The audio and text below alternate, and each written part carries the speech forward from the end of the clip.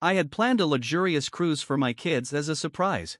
But just days before we were set to leave, my stepmother stunned me by swapping my children out for my sister's kids, claiming they deserved the trip more.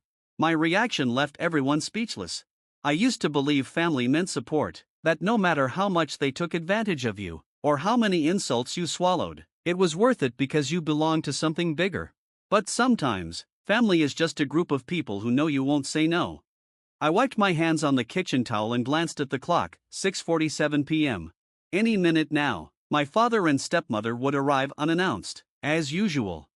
From the next room, I heard my kids laughing and arguing, making their own little noisy world. They were loud, unfiltered, full of life.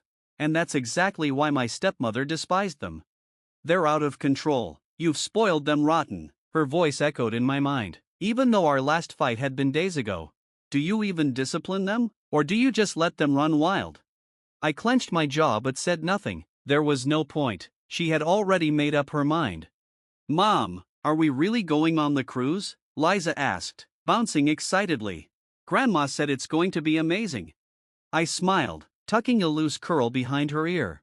"Of course, sweetheart, you and Max will have the best time with Grandpa and Grandma. Just a few more days, and you'll be on that big ship, eating ice cream every day." This cruise was supposed to be special, a carefree vacation just for the kids and their grandparents. A chance for them to have fun and make memories while I took a much-needed break. I had planned every detail, paid for everything, and made sure my parents had the best rooms. They didn't have to do a thing, just enjoy their time with the kids. The front door opened without a knock.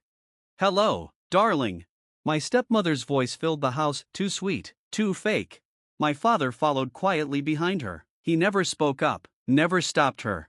I turned, forcing a polite smile. "Not today," I told myself. "No drama today."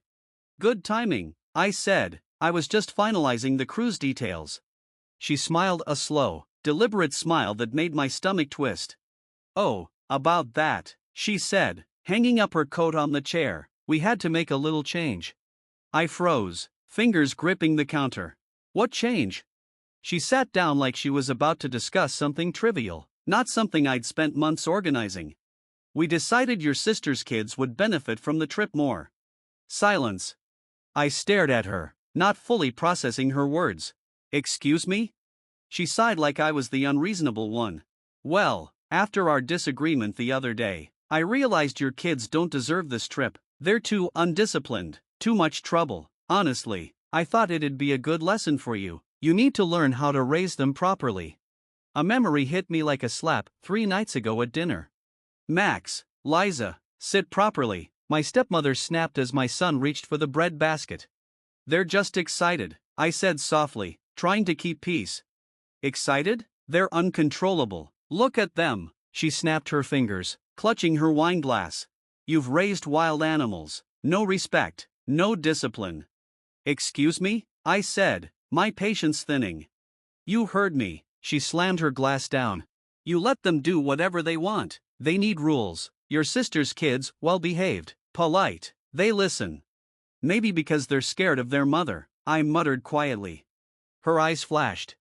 "I don't expect you to understand, but your parenting is a disaster." I took a deep breath to hold back my anger. My father stayed silent, focused on his plate. He never took sides, not mine, anyway. And now here we were. She'd been waiting for this moment, her chance to teach me a lesson.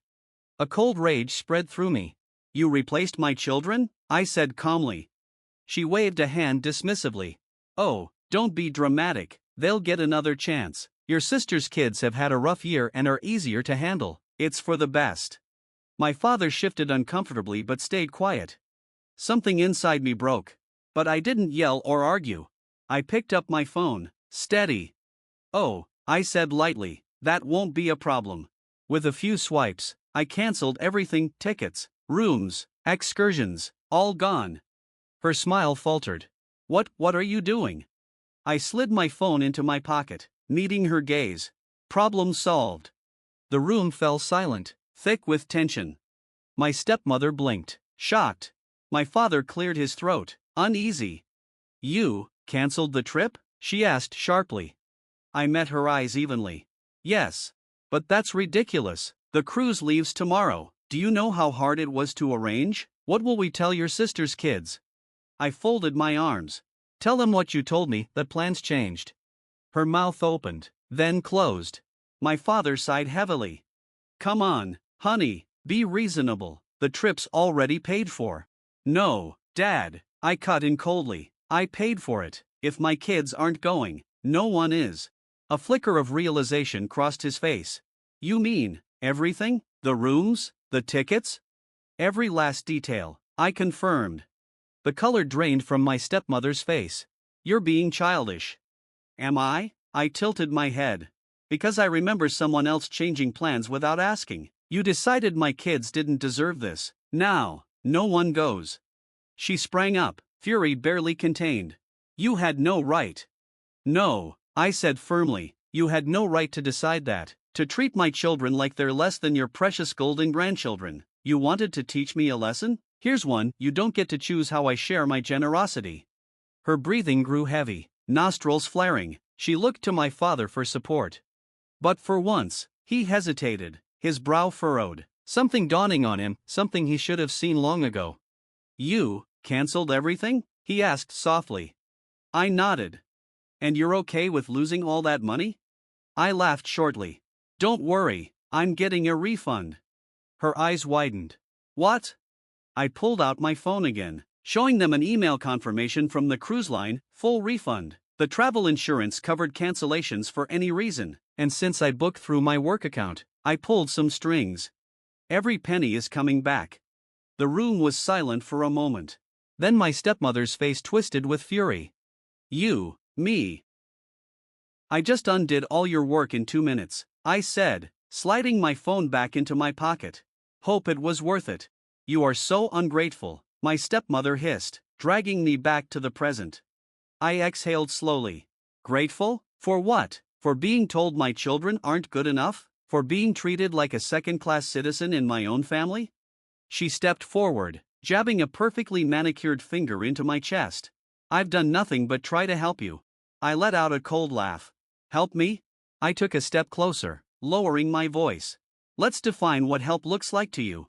Counting on my fingers, I went through the list. You took money from me for family emergencies while my kids went without things they needed, 1 finger. You called me selfish every time I did something for myself, 2 fingers. You never stood up for my children when they were compared to your better-behaved grandkids, 3 fingers. Her lips pressed into a tight line. And now you went behind my back and removed my kids from a trip I planned, paid for, and organized without even telling me. 4 fingers. I dropped my hand and stepped back. That's not help, that's control, and you don't have that over me anymore. My father stood abruptly. Honey, let's just calm down. No, I cut him off sharply. I'm done being calm, I'm done playing nice. I grabbed my purse and headed for the door. Where are you going? My father asked. Home, I said firmly. Because unlike some people, I actually want to spend time with my kids. I walked out, slamming the door behind me. For the first time ever, I felt no guilt about leaving them behind. Outside, my phone exploded with messages. No surprise, my stepmother never accepted humiliation quietly. Unlocking my phone on the way to my car, I scrolled through the flood of notifications. Missed calls, 3 from Dad, 5 from stepmother.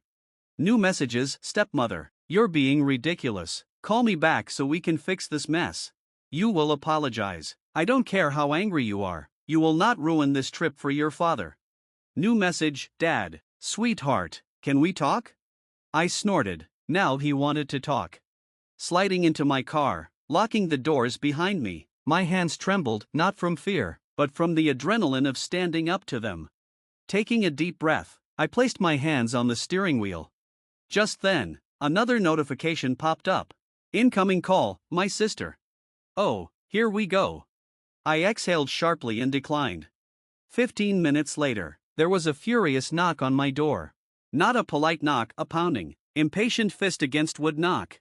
I closed my eyes, already regretting answering, but if I didn't, she'd probably keep banging until the neighbors called the cops.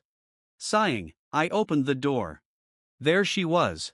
Emily, my perfect, flawless, always right older sister. Her blonde hair pulled into a sleek bun, makeup flawless despite the late hour, wearing one of those designer coats that scream money. "Are you serious?" she snapped before I could say hello. "Nice to see you too, Emily," I replied dryly, crossing my arms. She stormed past me, heels clicking on the hardwood floor, into my living room. "Why the hell would you do that?" she demanded, turning to face me. "Do what?" I feigned ignorance. Her eyes flashed. "Cancel the trip." I leaned against the doorframe. "Oh, you mean the trip I paid for? That one?" "Oh, don't start with that," she groaned. "Mom said you overreacted. You know how she is. She didn't mean anything by it." I laughed. Emily's lips tightened. "What's so funny?" "You, acting like this is just a misunderstanding, like I should just accept it and move on." "Because you should," she huffed. "It's just a vacation. For God's sake, you made it bigger than it needed to be." "Right, just a vacation, just my kids, just another reminder that we'll never be good enough." Emily rolled her eyes. Here comes the victim speech. There it was, the condescension, the dismissal, the same thing she'd done all our lives. "You always do this," she said, throwing up her hands. "You make yourself the victim every time, like the world's against you." Years of resentment bubbled to the surface. "I didn't make myself the victim, Emily. Mom did when she decided my kids weren't worthy of a trip I paid for." "She never said that. She called them undisciplined, out of control, too much work." Emily hesitated. "She didn't mean it that way," she muttered. "Of course she did," I said flatly. "And you know it." She exhaled sharply, trying to stay calm. "Look, just fix it. Rebook the trip. Let the kids go. Don't turn this into a big family war." "Too late," I said simply. Emily clenched her jaw. "You know what? Forget it," she snapped, turning toward the door. "I should have known you'd never be reasonable." I let her reach for the doorknob before I spoke. "By the way, Em." She turned, glaring. "What?" I smiled coldly. "Since you're here, tell Mom she'll be getting the bill for the non-refundable deposits." Panic flashed in her eyes. "Wait, what deposits?" "Oh, you didn't think everything was refundable, did you?" I tilted my head. "The excursions, the VIP dinner, the upgraded suites, those were special requests, non-refundable." Her mouth opened, then closed. "How much?" she asked cautiously. I grinned. 12,000. Emily paled. "You're lying." "Want to test that?" I showed her the confirmation emails on my phone. Her hand flew to her mouth. "Oh my God, Mom's going to lose it." "Oh, I know," I said, savoring every second. Emily turned toward the door, fumbling for her phone. "Wait till she hears about this," she muttered, typing frantically. "Oh, and tell her one more thing," I added sweetly. Emily sighed. "What now?" "Next time she wants a free vacation, she can book it herself." I shut the door in her face. That night, tucking my kids into bed, I felt something I hadn't in years. Not regret, not guilt. Relief. For the first time, I set a boundary, a real, unshakable, expensive boundary. And I had a feeling this was just the beginning.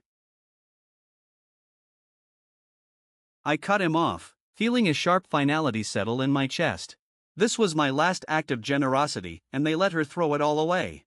Another long silence. Then, quietly, for the first time in years, my father said something that actually felt real. "I don't know how to fix this." I closed my eyes. "You don't," I said softly, "because you're 20 years too late." And then I hung up. The next few hours were blissfully quiet. No calls, no messages. I had a late breakfast with my kids, took them to the park, and ignored the outside world. But by mid-afternoon, I knew it was only a matter of time before she showed up. Sure enough, at exactly 3:14 p.m., my doorbell rang. I didn't move. Then it rang again, longer this time. Then knocking, loud, impatient knocking. I sighed, finally getting up. Might as well get this over with. I opened the door, and there she was, my stepmother. Her perfectly blow-dried hair was a little less perfect, her designer blouse, slightly wrinkled.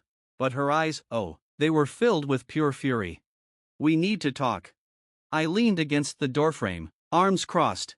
"I really don't think we do." She pushed past me, inviting herself in like she always did. And I let her, because honestly, this was about to be fun. She spun to face me, hands on her hips. What the hell is wrong with you? I smirked. Be more specific. You ruined this trip. Do you have any idea what you've done? Oh, I have a pretty good idea. Your sister is panicking, the kids are devastated, your father is heartbroken, and you're just sitting here acting like a spoiled brat. I tilted my head, pretending to think. Ha, that sounds a lot like your problem, not mine. Her face twisted in rage. You're unbelievable. I always knew you were selfish, but this is a new level. I sighed dramatically. And yet somehow, I'll find a way to live with myself. She stepped closer, lowering her voice. You need to fix this. I smiled slowly, coldly. No. Her nostrils flared. You don't get to say no. Oh, but I do. I shrugged, and I just did. She sputtered, her face turning red. You can't just. I can do whatever I want. And I took a slow step forward, watching her actually step back for the first time ever. You just learned what happens when you push someone too far. Her breathing was heavy, her hands shook at her sides. You think you won, she hissed. This isn't over. I laughed. Oh, it is. It was over the moment you decided my kids weren't good enough for you. Her jaw tightened, but she said nothing. So I smiled and opened the door. Bye, Mom. Her eyes flashed.